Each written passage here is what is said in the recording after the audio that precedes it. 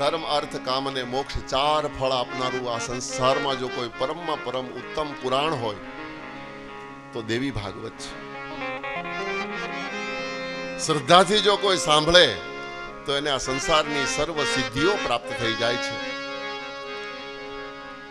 એટલા માટે સુતજી કહે છે કે માનવને જ્યારે જ્યાં પણ સમય મળે ત્યાં માં ભગવતીની દેવી ભાગવતનો આશ્રય કરી લેવો, માં દેવી ભાગવતનું શ્રવણ કરી લેવું, સાંભળી લેવું. દિન મધ્યે તદ્વા મુહૂર્તમ ક્ષણમેવ વા.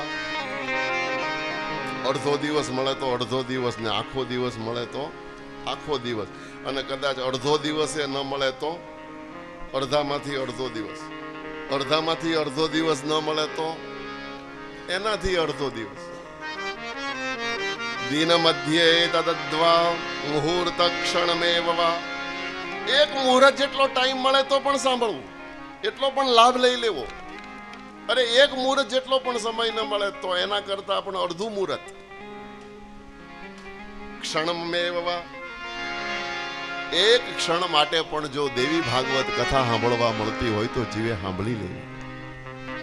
એ શૃણવંતી નરા ભક્ત્યા ન તેષામ દુર્ગતિ ક્વચિત.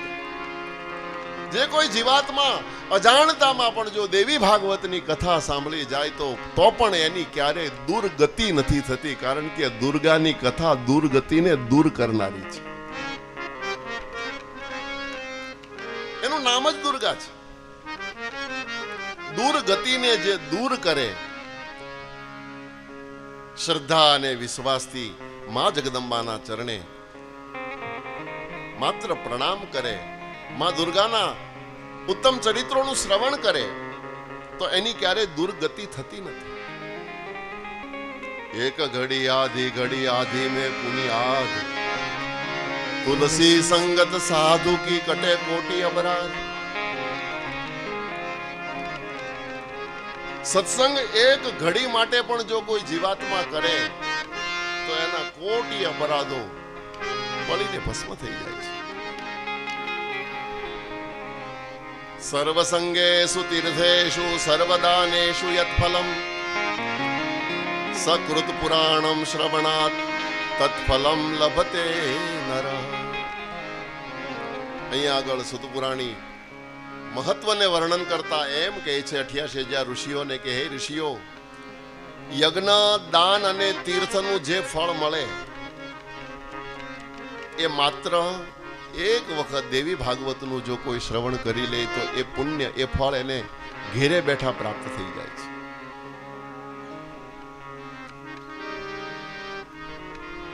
કૃતાદો બહવો ધર્મ કલો ધર્મસ્તુ કેવલમ. બહુ શબ્દ સુંદર છે, મને ગમે એવો શબ્દ છે. સુતજી એમ કહે છે કે કૃતાદો સતયુગમાં યજ્ઞોનું ને દાનોનું ને તીર્થોનું ને મહત્વ હતું. એ બહુ ફળ આપતું હતું સતયુગમાં. કળિયુગમાં માણસથી એ બધું થઈ શકે એમ નથી. તો કળિયુગી જીવો માટે તો કલો ધર્મસ્તુ કેવલમ પુરાણમ શ્રવણદ્યન્યો વિદ્યતે ના પરો નૃણામ. ના પરો નૃણામ. એને બીજી બધી કોઈ વસ્તુ કરવાની આવશ્યકતા નહીં રહે. કલીનો ધર્મ છે સત્સંગ, કલીનો ધર્મ છે કથા. કળિયુગમાં જો કોઈ જીવ કથા સાંભળશે, કળિયુગમાં જો કોઈ જીવ સત્સંગ કરશે તો એને પછી દાનોની કે યજ્ઞોની કે તીર્થોની કે બીજા કોઈ એની વ્રતોની કરવાની જરૂર રહેશે નહીં. આવું કીધું છે.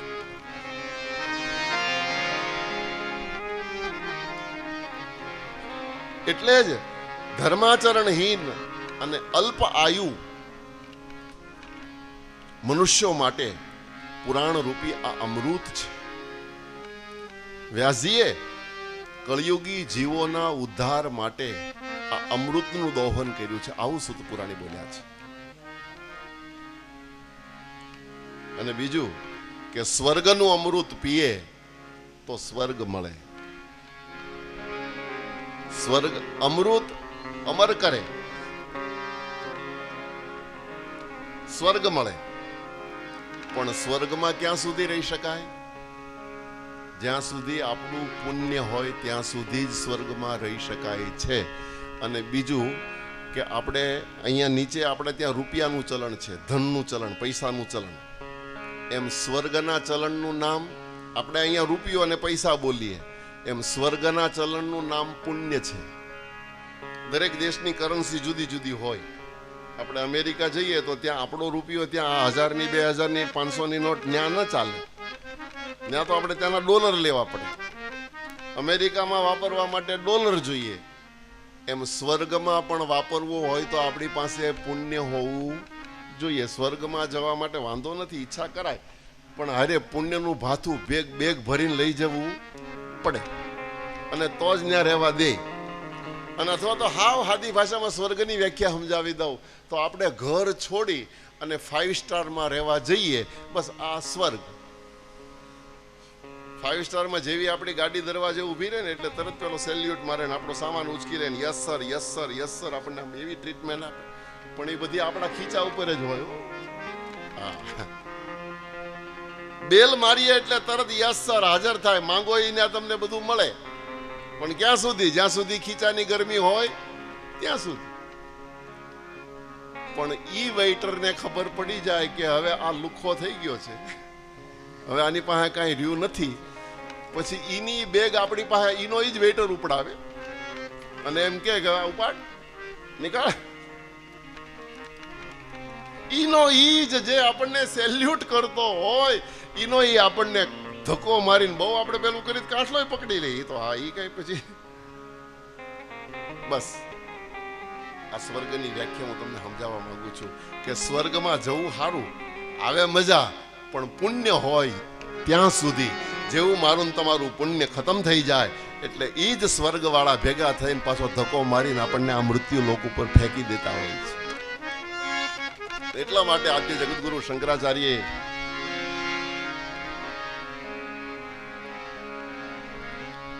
પુનરપી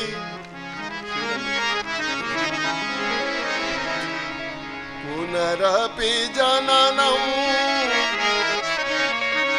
પુનરપી મરણમ પુનરપી જનની જઠરે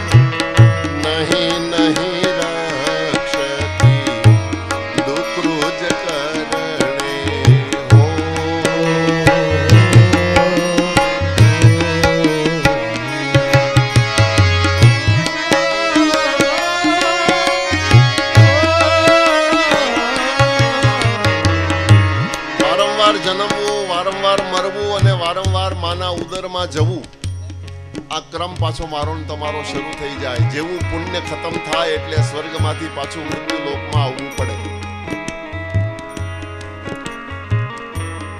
પણ અહીંયા સુતપુરાણી કહે છે 88,000 ઋષિઓને કે હે ઋષિઓ, વ્યાસજીએ જે અમૃત કથા અમૃત બનાવ્યું છે, જે દોહન કર્યું છે, એ અમૃત અજર અમર કરનારું છે.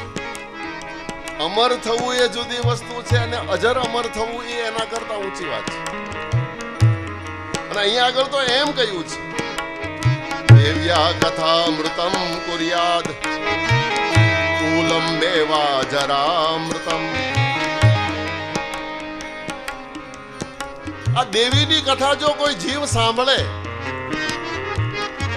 સ્વર્ગામૃત અને કથામૃતમાં ફરક શું, ભેદ શું? બોલે સ્વર્ગામૃત પીવે એ અમર થાય, પણ કથા અમૃત નું પાન કરે ને એનું કુળ તરી જાય. સ્વર્ગામૃત તો પોતે જાતે જ તરી શકાય, કુળને ન તારે, પણ કથા અમૃત તો કુળને તારી દે, હાથાત પેઢી સુધીના પિતૃઓને તારી દે અને આખા કુળને તારનારી છે કથા. એટલા માટે સુધજી કહે સદા સેવ્યા દેવી ભાગવતમ નરે. એ ઋષિઓ, આ ભગવતી ભાગવત ને સદા સેવન કરો, સદા સેવન કરો, સદા સેવન 3 વખત બોલ્યા છે. સદા સેવ્યા, સદા સેવ્યા, સદા સેવ્યા, અને 3 વખત થાય એટલે સિદ્ધ થઈ જાય. આ અમૃતનું, કથા અમૃતનું સદા સેવન કરો. અને એમાં વિશેષ કરીને સુરજી કહે છે નવરાત્રી માં ભગવતીની કથા સાંભળવા માટે અતિ ઉત્તમ છે. નવરાત્રી 4 આવે છે. આશ્વિની મધુ માસે તપો માસે શુચો તથા સતુશ્ચુ નવરાત્રેષુ વિશેષ તત્ફલાદય. આશ્વિને મધુમાસેવા, અશ્વિન મહિનાની, આસો મહિનાની નવરાત્રી, મધુમાસે ચૈત્ર માસની નવરાત્રી, માઘ માસની નવરાત્રી અને અષાઢ માસની નવરાત્રી, એકમ થી નોમ સુધી. અષાઢ સુદ એકમ થી નોમ ગુપ્ત નવરાત્રી છે. મા મહિનાની એકમ થી નોમ ગુપ્ત નવરાત્રી છે. ચૈત્ર મહિનાની એકમ થી નોમ નવરાત્રી છે અને આસો મહિનાની એકમ થી નોમ નવરાત્રી. આ 4 નવરાત્રી. ફલાધિકમ પ્રદાનેન પ્રોક્ત પુણ્ય પ્રદો નૃણામ. અધિક ફલદાતા નવરાત્રીના દિવસો, અને એ નવરાત્રીમાં દિવસોમાં જો આદ્ય શક્તિનું આરાધન કરવામાં આવે, ભગવતીનું આરાધન કરવામાં આવે, કુળદેવીનું આરાધન કરવામાં આવે તો એ વિશેષ ફલદાતા છે.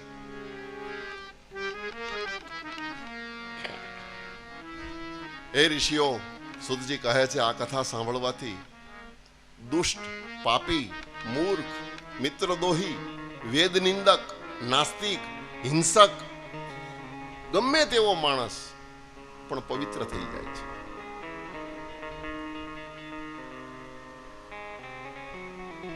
ગૌ દેવતા બ્રાહ્મણ ભક્તિહીના. દેવો, બ્રાહ્મણો અને ગૌ માતા એની ભક્તિ કરવી જ જોઈએ, પણ કદાચ આ 3 ભક્તિથી હીન હોય એવો માનવ પણ. નવાન્હ યજ્ઞે ભવંતી શુદ્ધઃ.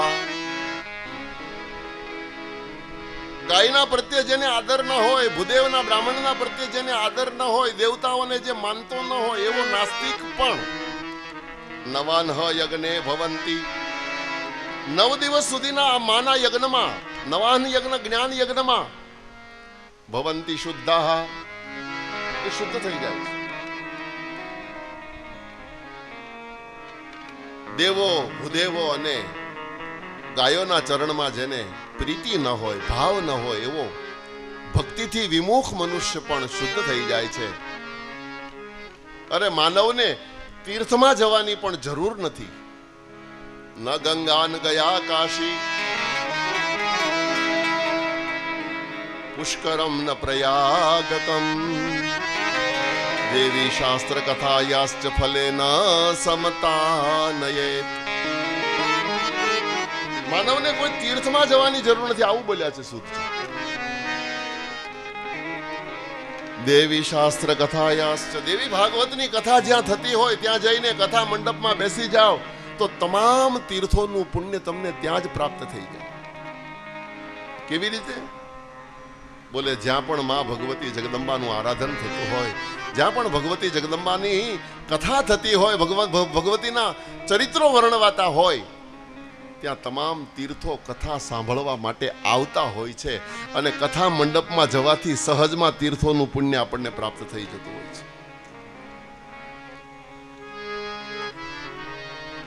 દેવી ભાગવતસ્યાપી શ્લોકમ શ્લોકાર્ધમેવ વા. ભક્ત્યા યસ્ય પઠે નિત્યમ સદેવ્યા પ્રોતિ ભાગવતમ.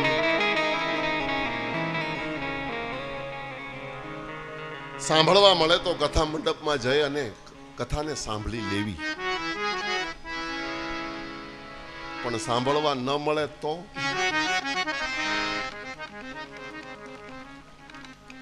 દેવી ભાગવત ગ્રંથ પુસ્તક ઘરમાં વસાવવું અને બની શકે તો એક અધ્યાયનો રોજ પાઠ કરવો. દેવી ભાગવતસ્યાપી શ્લોકમ શ્લોકાર્ધમેવ વા. પણ વ્યાસજીને ડર લાગ્યો હતો કે કળિયુગમાં લોકો બહુ બિઝી થઈ જશે, લોકો પાસે સમય હશે નહીં. અને વાત પણ થોડી સાચી પડે છે. અત્યારે આપણે બધા બિઝી, આમ બધા નવરા છીએ, પણ છતાં ટાઈમ નથી કોઈ પાસે. બોલો, બસ આનું નામ જ કળિયુગ. આમ જોઈએ તો કાંઈ કામ નથી, પણ આમ જોઈએ તો ટાઈમ જ નથી. બસ આજ મહામાયાની લીલા. માયા એટલે સમય લોકો પાસે ઓછો હશે, એટલે વ્યાસજીએ કન્સેશન આપ્યું. અધ્યાયનો તમને આખો અધ્યાય વાંચવાનો રોજ ટાઈમ ન હોય તો અડધો અધ્યાય પણ સમય ન હોય, પા અધ્યાય. અરે પા અધ્યાયનો સમય ન હોય તો રોજ એક શ્લોકોનું પાઠ, એક જ શ્લોક, આખા દિવસમાં એક શ્લોક વાંચો. પણ વ્યાસજીને ત્યાં સુધીનો ડર લાગ્યો કે કદાચ એક શ્લોક બોલવાનો સમય નહીં હોય, કારણ કે છોકરાનું ટિફિન તૈયાર કરવું, સ્કૂલે મૂકવા જવાનું, ઘરનાનું ટિફિન તૈયાર કરવું, એ કપડાં ધોવાનું, વાસણ કરવાનું, ફલાણું, ત્યાં છોકરાને લેવા જવાનો ટાઈમ થાય ને ત્યાં ચાનો ટાઈમ થાય, ત્યાં તમારા ભાઈને આવવાનો ટાઈમ, ત્યાં ટાઈમ રહે ક્યાં? શ્લોકાર્ધમ શ્લોક દેવી ભાગવતસ્યાપી શ્લોકમ શ્લોકાર્ધમેવ વા. અર્ધ શ્લોક. ભક્ત્યા યસ્ય પઠે નિત્યમ. બસ માત્ર કન્ડિશન, શરત એટલી વ્યાસજી કે ભક્તિપૂર્વક, શ્રદ્ધાપૂર્વક અર્ધા શ્લોકનો પણ જો રોજ માનવ પાઠ કરે તો એના પર માં જગદંબા પ્રસન્ન થાય છે, ભગવતી તરત રાજી થાય છે.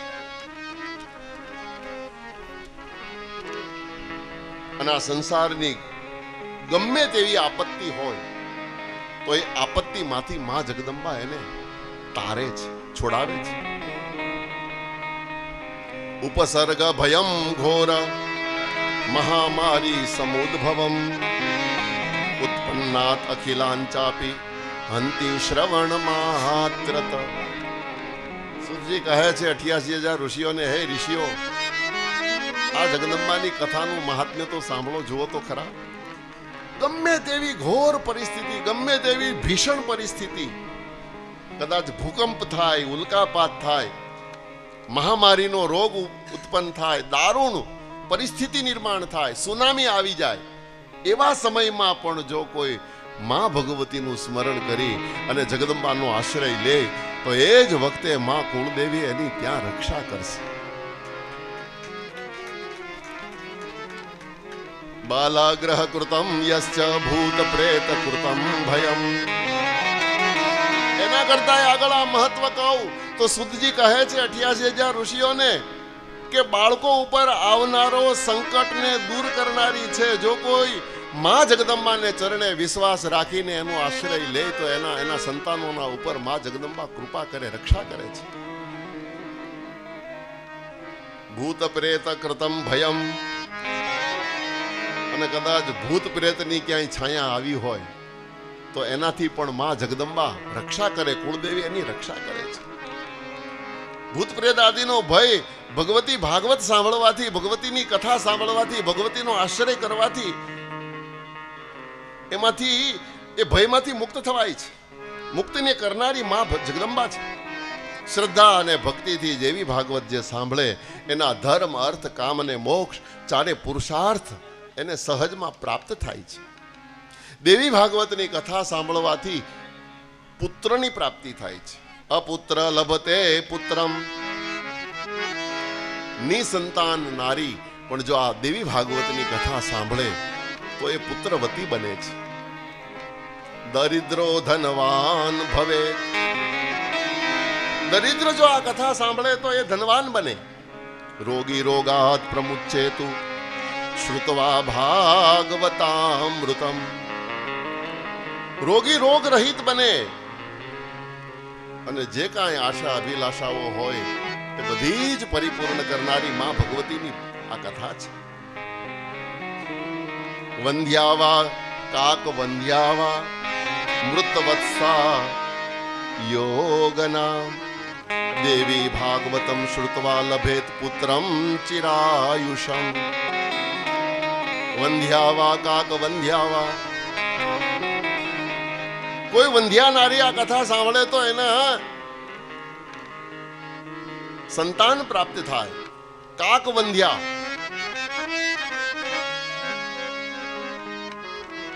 મૃતવત્સા. કાકવંધ્યા એટલે એક સંતાન વાળીને કાકવંધ્યા કહેવામાં આવે. અને બાળકનો જન્મ થઈ અને બાળક મૃત્યુ પામી જતું હોય તો એને મૃતવત્સા કહેવાય. એવી નારી પણ જો માં ભગવતીનો આશ્રય લે, કથા સાંભળે તો એને ત્યાં આયુષ્ય વાળા પુત્રો ઉત્પન્ન થાય. પૂજિતમ યદ ગૃહે નિત્યમ શ્રી ભાગવત પુસ્તકમ. સાંભળવા મળે તો સુતજી કહે સાંભળી લેવી, પણ સાંભળવા વાળો કોઈ ન હોય, સાંભળવાનો કઈ સમય ન હોય, કથા જ ન થતી હોય તો ક્યાં સાંભળવા જવી. તો શ્રીમદ દેવી ભાગવત ગ્રંથ ઘરમાં વસાવવો અને રોજ એનું આશ્રય કરવો, એનું પૂજન કરવું. પૂજિતમ યદ ગૃહમ નિત્યમ. દેવી ભાગવતનું રોજ ઘરે જે પૂજન કરે ને એની પણ મનોકામના જગદંબા પૂરી કરે. તદ ગૃહમ તીર્થ રૂપમ હિ વસતામ પાપનાશનમ. જે ઘરમાં શ્રીમદ દેવી ભાગવત ગ્રંથ રાખવામાં આવે એ ઘર પવિત્ર થઈ જાય છે. ત્યાં રહેલા બધા પાપો બળીને ભસ્મ થઈ જાય છે. શ્રવણાદ વસુદેવસ્ય. સુતજી કહે છે 88,000 ઋષિઓ, હું ક્યાં સુધી તમને આનું મહત્વ કહું. તદ ગૃહમ તીર્થભૂતમ હિ વસતામ પાપનાશનમ. એ ઘર તીર્થ બની જાય જે ઘરમાં દેવી ભાગવતનો આશ્રય હોય, જે ઘરમાં દેવી ભાગવત ગ્રંથ હોય. અને સાંભળવાનું મહાત્મ્ય એક ચરિત્ર તમને કહું. શ્રવણાદ વસુદેવસ્ય પ્રસેનાન વેષણે ગતમ ચિરાયિતમ પ્રિયમ પુત્ર કૃષ્ણ લબ્ધવા મુમોદઃ. આ કથા સાંભળવા માત્રથી વસુદેવજીને જલ્દીથી ભગવાન શ્રી કૃષ્ણ પ્રાપ્ત થયા હતા, પાછા મળ્યા હતા. પ્રસેનાન વશેણ ગતમ. પ્રસેનને ગોતવા માટે કૃષ્ણ ગયા હતા, મણિની શોધ કરવા માટે કૃષ્ણ ગયા હતા અને એને આવતા વિલંબ થયો હતો અને વસુદેવજી વિહવળ થયા હતા. ત્યારે નારદજીએ એને કથા સંભળાવીને ભગવાન કૃષ્ણ જલ્દી પાછા મળે એટલા માટે માં ભગવતીનો આશ્રય કર્યો હતો. આ ભગવતીનું મહાત્મ્ય છે. ખોવાયેલા દીકરાઓ તરત પાછા મળે એવી આ કથા છે. આવી વાત જ્યારે સુતજીએ કરી એટલે શૌનકાદી ઋષિઓ, શૌનકજી ઉભા થઈ અને સુતજીને પ્રશ્ન કરે છે કે પ્રભુ આ કથા તમે ટૂંકમાં કહી ગયા, પણ આમાં મને કઈ અમને બહુ સમજાણું નહીં. પ્રસેનને શોધવા માટે કૃષ્ણ ગયા હતા, મણિની શોધ કરવા માટે કૃષ્ણ ગયા હતા. એ મણિ શું હતો, એ પ્રસેન કોણ હતો, એ કાંઈ વિસ્તારથી તમે કીધું નહીં. વસુદેવો મહાભાગ કથમ પુત્રમ વાપ્તવાન પ્રસેન પુત્ર કૃષ્ણેન ભ્રમતાન્વેષિતા કથમ વિધિનામ કેન કસ્માશ્ચ દેવી ભાગવતમ શ્રુતમ વસુદેવેન સુમતે વદઃ સૂત કથામિમા. એ સુતપુરાણી વિસ્તારથી મને આ કથા કહો. ભગવાન કૃષ્ણ મણિની શોધ કરવા માટે શું કામ ગયા હતા? પ્રસેન કોણ હતો? કૃષ્ણ કેવી રીતે ખોવાયા હતા? આ બધી કથા અમારે વિસ્તારથી સાંભળવી છે. સુતજી 88,000 ઋષિઓને એ કથા કહેવા માટે તૈયાર થયા છે.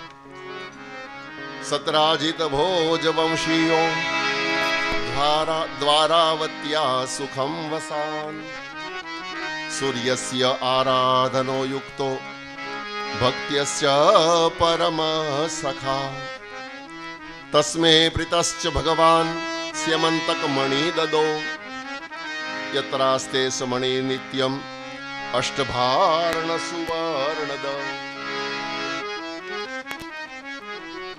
હે 88,000 ઋષિઓ, દ્વારિકામાં ભોજવંશી એક સતરાજીત નામનો યાદવ રહેતો હતો. આ સતરાજીત યાદવ સૂર્ય ભગવાનનો ભક્ત હતો.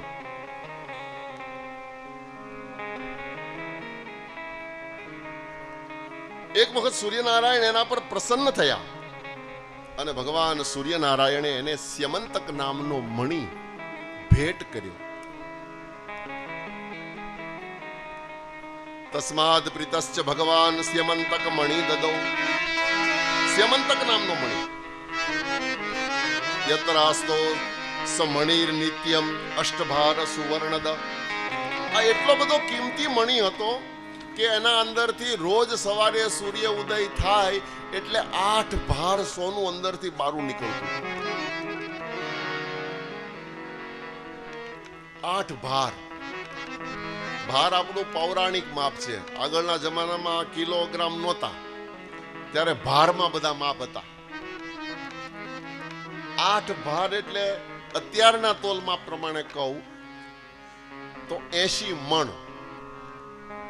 20 કિલોનો મણ એવા 80 મણ બરાબર 8 ભાર થાય. હવે જેના ઘરમાં હવારે સૂર્ય ઉગે એટલે 8 ભાર એટલે કે 80 મણ સોનું પાકે. ઈ સતરાજીતની સંપત્તિનું વર્ણન કેમ કરી શકાય? થોડા મહિનાઓમાં તો આ એટલો બધો ધનવાન થઈ ગયો. ભલા જેના ઘરમાં રોજ દી ઉગે ને 80 મણ પાકી જાય.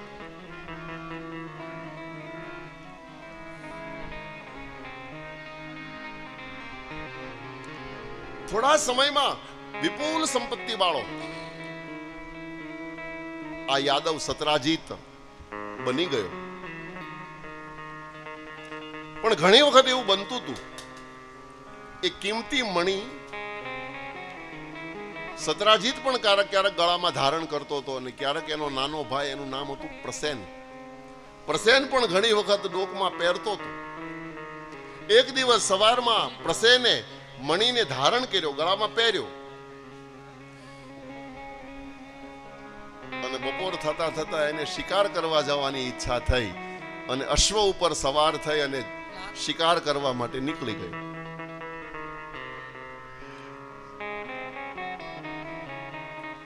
એક સિંહ સાથે પ્રસેનનું યુદ્ધ થયું. ઝપાઝપીમાં પેલો ગળામાંથી મણિ પડી ગયો. સિંહે પ્રસેનને મારી નાખ્યો.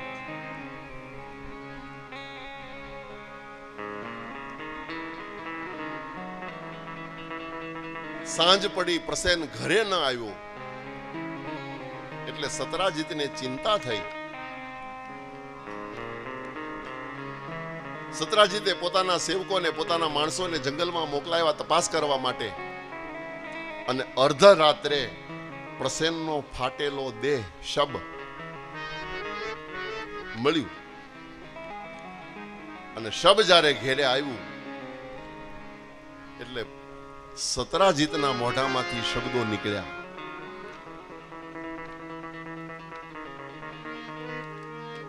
કે પ્રસેનના ગળામાં મણિ હતો, એ મણિને કૃષ્ણ લૂંટી ગયા છે અને કૃષ્ણએ પ્રસેનને મારી નાખ્યો છે.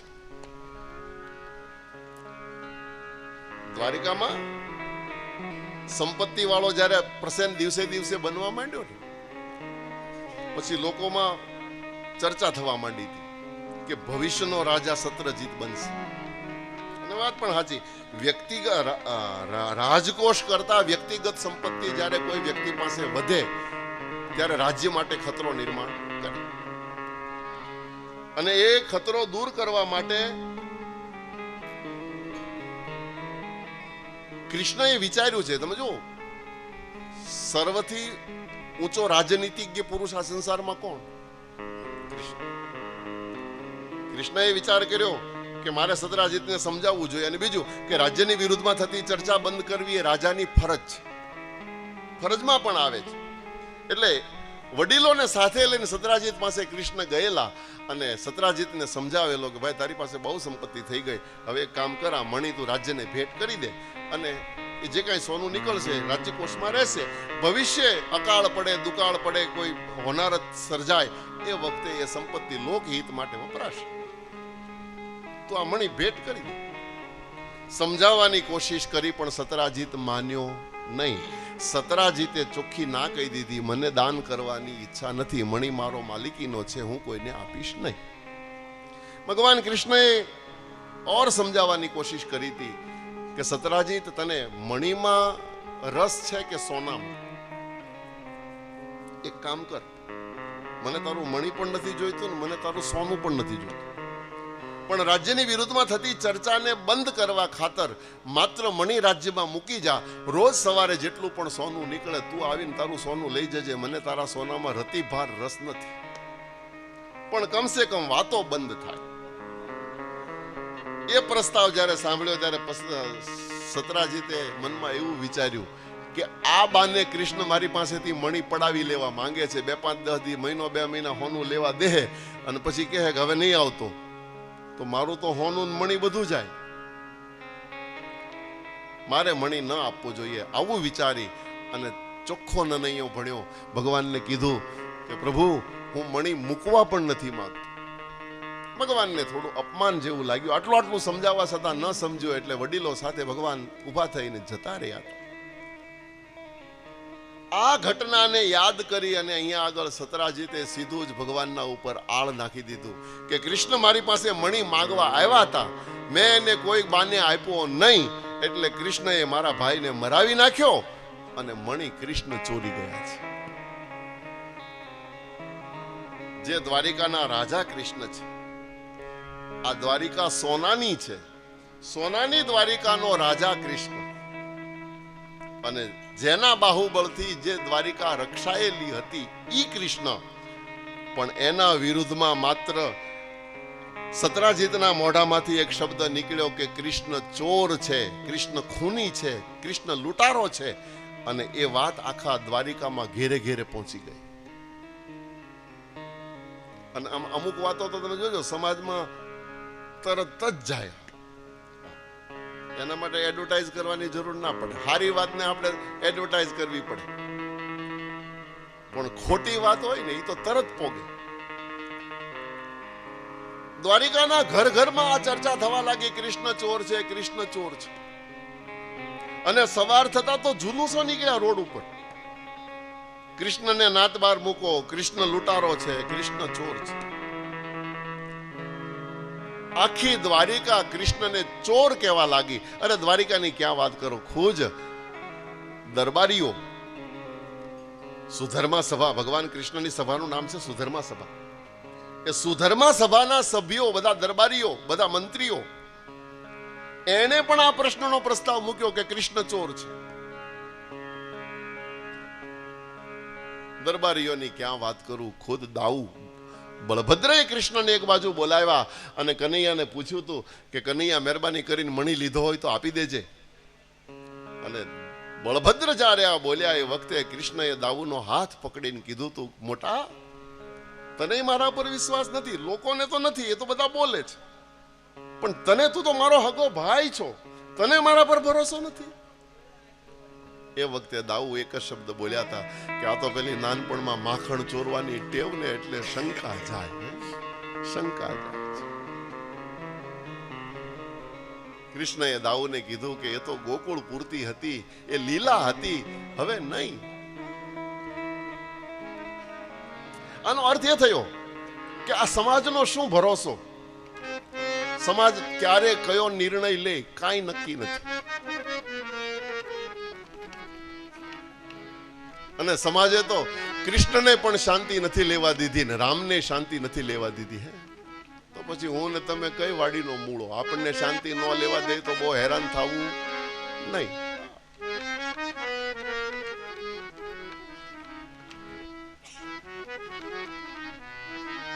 આખા સમાજે ભગવાન કૃષ્ણની વિરુદ્ધમાં એક મોરચો બારો કાઢ્યો હતો. એટલા માટે કવિ કાગ લખે છે, અલોકના સાગર મહી કોઈ નાવથી તરશો,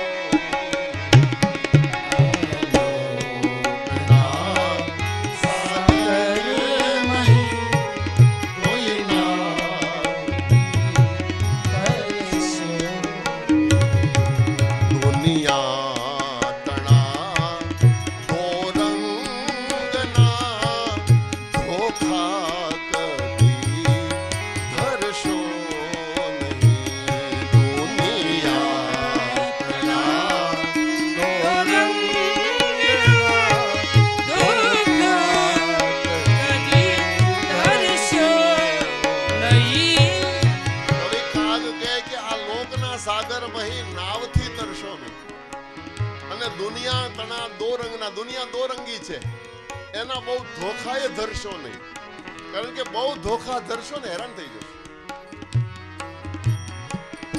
અને કવિ આગે આ દ્રષ્ટાંત આપ્યું છે. મણિકાજ મોહનને જુઓ સૌ નાથથી નોખા કર્યા. મણિકાજ મોહનને જુઓ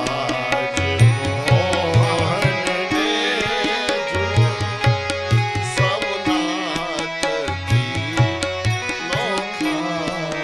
કર્યા. અંતે પ્રભુના પ્રાણને, અંતે પ્રભુના પ્રાણને એક ભીલના ભાલે હણ્યા. એક ભીલના ભાલે. મણિકાજ મોહનને જુઓ સૌ નાથથી નોખા કર્યા. એક મણી માટે આખી દ્વારિકા ભગવાનની વિરુદ્ધમાં ગઈ હતી અને નાથ બાર મૂકવાની વાત કરી નાખી. અને અંતે પ્રભુના પ્રાણને સાક્ષાત બ્રહ્મ, સાક્ષાત પરમાત્મા કૃષ્ણ, પણ એને એક મામૂલી શિકારી બાણ મારી અને ભીલને ભાલે હણ્યા. અને એટલા માટે કવિઓ કે સીતાને ઘોર જંગલમાં અમે પુત્રો જણાવ્યા છે, આ કૃષ્ણને ભીલને બાણે અમે જાતે મરાવ્યા છે. સીતાને ઘોર જંગલમાં અમે પુત્રો જણાવ્યા. સીતાની શું ભૂલ? અને અથવા તો સીતા એટલે કોણ? 3 પર્વત વચ્ચેની એક કન્યા, અને ઈ કન્યાની પહેલી પ્રસૂતિ આ જગતમાં, જગતે જંગલમાં કરાવી છે. 3 પર્વત એટલે એક તો એ જનકની પુત્રી, જનકની પાછી એકની એક પુત્રી, અને જનકની તમને એની રિયાસતની વાત કહું તો જેનો આંગણું સાફ કરવા આવવા વાળો નોકર હતો ને, એ નોકર પાસે પણ એટલી સંપત્તિ હતી કે એ સંપત્તિને જોઈને સ્વર્ગનો રાજા ઇન્દ્ર ઈર્ષિત થતો હતો કે આના નોકર પાસે આટલું ધન છે તો આની પાસે કેટલું હશે. ઈ મહારાજ જનક અને એની ખોટની એકની એક દીકરી, અને ઈ દીકરીની પહેલી પ્રસૂતિ આ જગતે જંગલમાં કરાવી. બીજો પર્વત દશરથ, દશરથનો દરબાર. આ દશરથનો દરબાર ઇન્દ્ર જેની આશા કરે, ઈ આજ ભાયું વીણ ભેકાર કડવું ભરત ને કાગડા. ઇન્દ્ર મહારાજ રોજ ભગવાનને પ્રાર્થના કરતો હતો કે મહારાજ મને બઢતી આપવી હોય તો એક વખત અયોધ્યાનું રાજ્ય મને આપો. સ્વર્ગનો માલિક અવધની અપેક્ષા કરે આ અયોધ્યા, અને એનો માલિક મહારાજ દશરથ અને એના જ્યેષ્ઠ પુત્રની પુત્રવધુ, એના મોટા દીકરાની વહુ, અને એની પહેલી પ્રસૂતિ આ જગતે જંગલમાં કરાવી છે. અને ત્રીજો પર્વત બતાવું તો જેનો પતિ સાક્ષાત રામ, સાક્ષાત ભગવાન, એ સાક્ષાત પરમાત્મા ભગવાન રામના પત્ની એના પહેલા પુત્રને જન્મ જંગલમાં આપે, અને પાછું ત્યાં કોઈ હાજર ન હોય. તમે જુઓ તો ખરા કરુણતા ક્યાં સુધીની છે. સીતાને ઘોર જંગલમાં અમે પુત્રો જણાવ્યા છે, આ કૃષ્ણને ભીલને બાણે અમે જાતે મરાવ્યા છે. કલમ ધ્રુજે કથા લખતા અમારી પાપ પોથીની. કવિ કે અમારા હાથમાંથી કલમ પડી જાય, અમારે લખવું શું? કલમ ધ્રુજે કથા લખતા અમારી પાપ પોથીની, આ મહાત્મા સંત મોહનને અમે જાતે મરાવ્યા છે. મોહનલાલ કરમચંદ ગાંધી મહાત્મા સંત મોહનને અમે જાતે મરાવ્યા. આ સમાજ ટૂંકમાં કહેવા એ માંગુ છું કે સમાજે જો સીતારામને પણ શાંતિ ન લેવા દીધી હોય, કૃષ્ણને પણ શાંતિ લેવા ન દીધી હોય, તો આપણને ન લેવા દે એમાં બહુ હેરાન થવું નહીં. કારણ કે આ તો દુનિયા છે. દુનિયાના બે રંગ છે. ક્યારે કયો રંગ પ્રગટ કરે એનું કાંઈ નક્કી નથી. એટલા માટે આપણે ત્યાં બહુ સુંદર દુનિયા રંગી વાલા હવે એમ બોલે દુનિયા તો રંગી વાલા હવે એમ બોલે દુનિયા તો રંગી હવે એમ બોલે દુનિયા તો ભાવથી ગાઓ.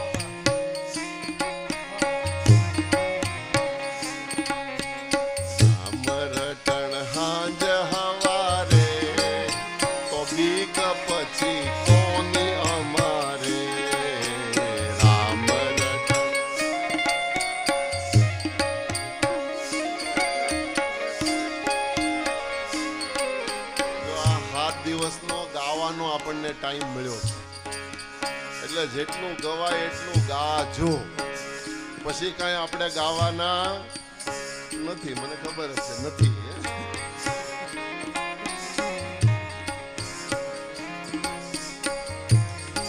એટલે પછી મને વારે વારે તમને કહેવું પડે એ સારું ના લાગે. એટલે જ્યાં પણ તમે ગાઈ શકો એવું હોય તો ગાઓ. બહુ બધા ફાયદા છે ગાવાના. અત્યારે ફાયદા નથી, પછી સમય મળશે ત્યારે હું ફાયદા કે ગાવાના બહુ બધા ફાયદા છે, પણ અત્યારે આપણે ગાવાનું. રામ રટણ હાંજ હવારે ગીત પછી અમારે રામ રટણ હાંજ હવારે ગીત પછી દુનિયા દો રંગી વાલા ભાવે એમ બોલે દુનિયા દો રંગી વાલા ભાવે એમ બોલે દુનિયા દો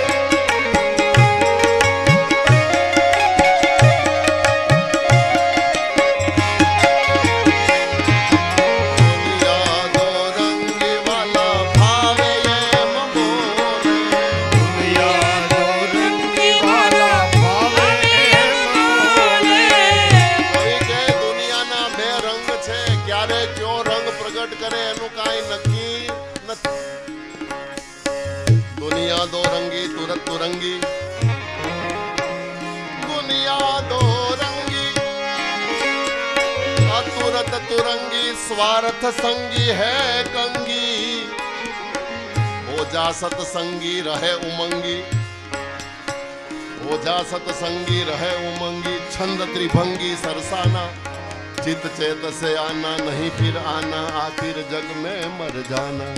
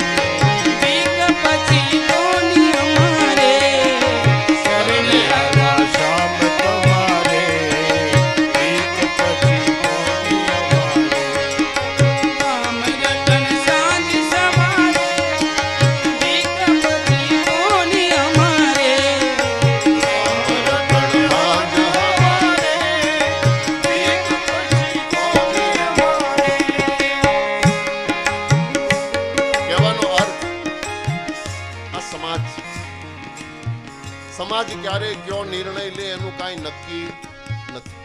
આનો અર્થ એવો નહીં કરતા કે વ્યક્તિ ખરાબ છે.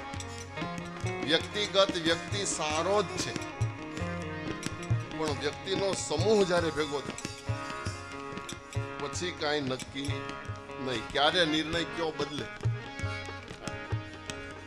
સમાજ ગાડાના પૈડા જેવો કીધો છે કવિઓએ, ફરિયાદ કરે છે.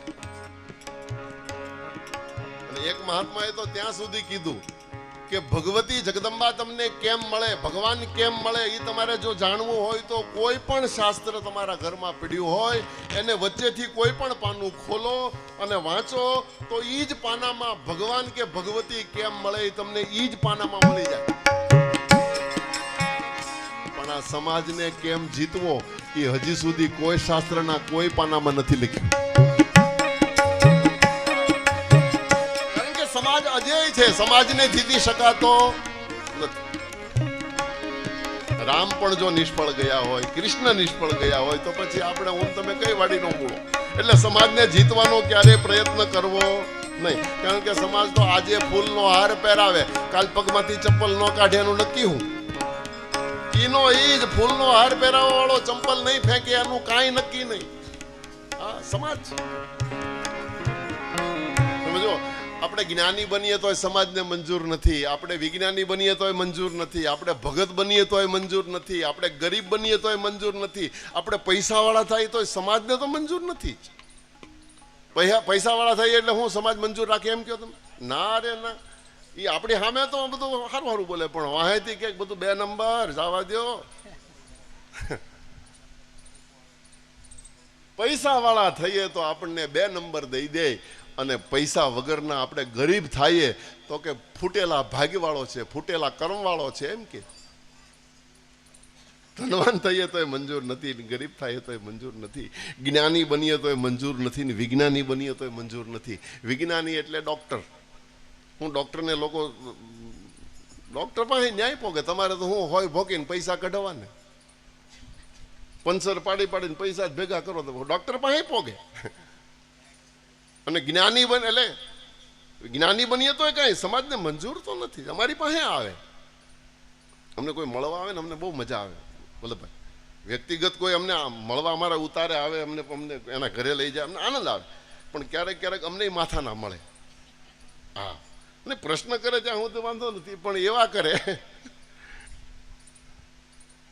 તમારે તો હું ગોર દાદા લ્યો એ પર પાડકે ઘેર રહેવું બધું પરબારું. મને કે એક જણો મને મળ્યો હતો, મને કે તમારે રહેવાનું બીજાને ઘેર, ગાડી બીજાની, પેટ્રોલ બીજાનું, ડ્રાઈવર બીજાનું, ખાવું બીજાનું, ખાટલા બીજાના. એને તો આખું લિસ્ટ બનાવ્યું હતું.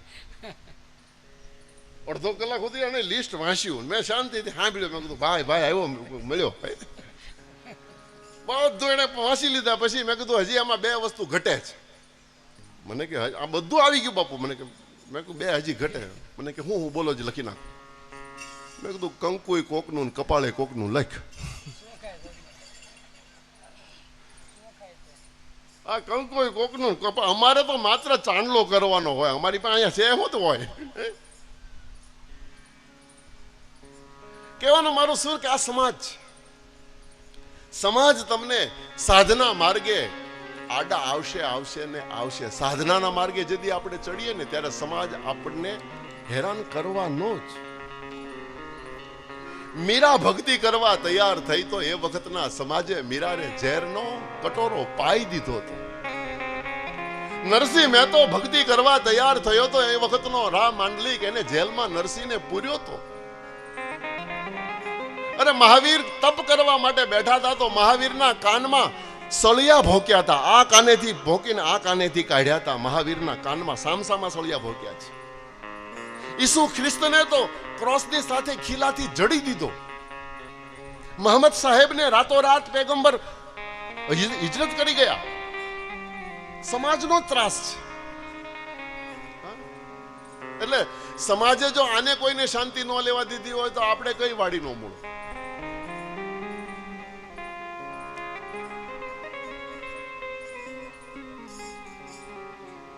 આખો સમાજ ભગવાન કૃષ્ણની વિરુદ્ધ ગયો છે.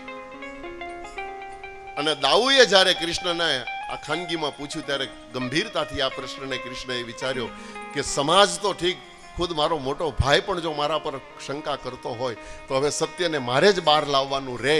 અને પરિણામે બીજા દિવસે ધર્મસભામાંથી પોતાના મંત્રીઓને, વડીલોને, દરબારીઓને સાથે લઈ ભગવાન કૃષ્ણ જંગલમાં ગયા. જે જગ્યાએથી પ્રસેનનો ફાટેલો દેહ શબ મળ્યું હતું ત્યાં જોયું તો મરેલો સિંહ મળ્યો.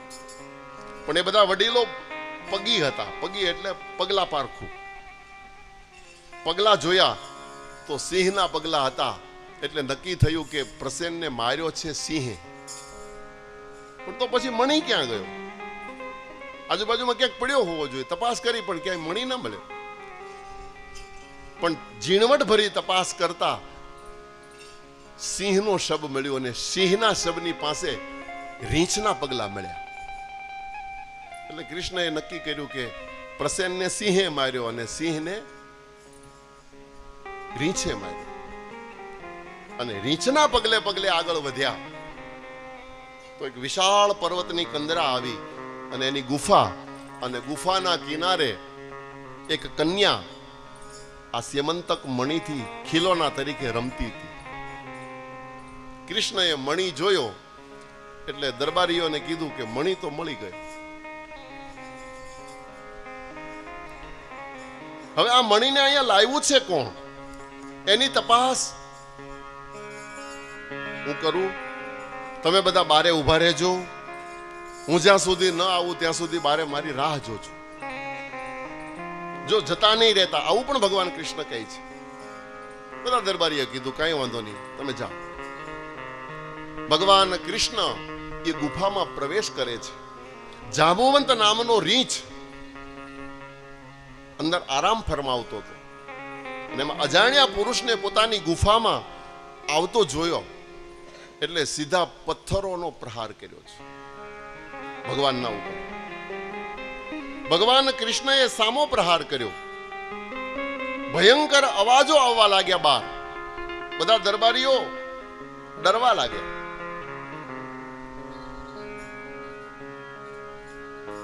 કૃષ્ણનું અને જાંબુવંતનું ભયંકર યુદ્ધ થયું. 27 દિવસ સુધી કૃષ્ણ અને જાંબુવંતનું યુદ્ધ ગુફામાં થયું. આવું સૂત પુરાણી કહે છે. એવમ ત્રિનવરાત્રમ તુ મહદ યુદ્ધ ભૂતયો કૃષ્ણાગમમ પ્રતીક્ષંતમ. પ્રતીક્ષા કરી રહેલા એ દરબારીઓ પછી તો ડરવા લાગ્યા છે.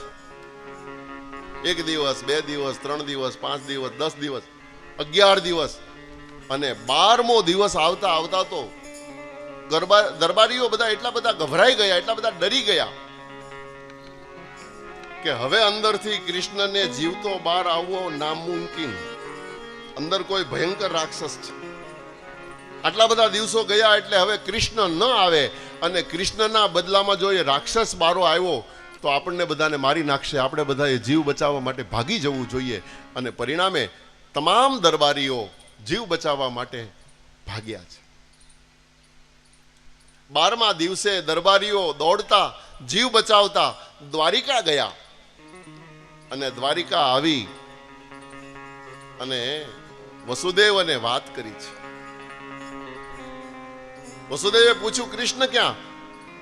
બોલે, ગુફાની અંદર ગયો. 11 દિવસ 12 દિવસ અમે બારે રાહ જોઈ, પણ અંદરથી ભયંકર અવાજો આવતા હતા.